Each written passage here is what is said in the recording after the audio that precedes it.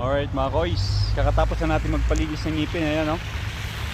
Dito sa Maya Dental Clinic.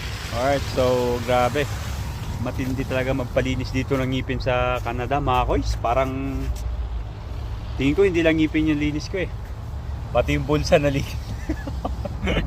So it's been matagal-tagal din ang panahon di tayo nakapagpa-dental. So baka kailangan din natin talaga magpa-dental, lalo na po pag nasa abroad tayo. At expect na natin yan na napakamahal po ng mga ng dental po dito. So kaysa naman uwi pa tayo ng Pilipinas, magbabayad tayo ng siyempre mamamasahe, lahat na pag nagbakasyon tayo. So doble gastos pa rin. So since na meron naman ditong mga insurance sa mga company natin, may na rin din na na dito tayo magpapalinis. Gamitin na natin, binabayaran natin yan monthly, tapos hindi natin nagagamit. Kaya yun guys, yun ang mga update natin ngayon. So ingat tayo palagi. Let's go!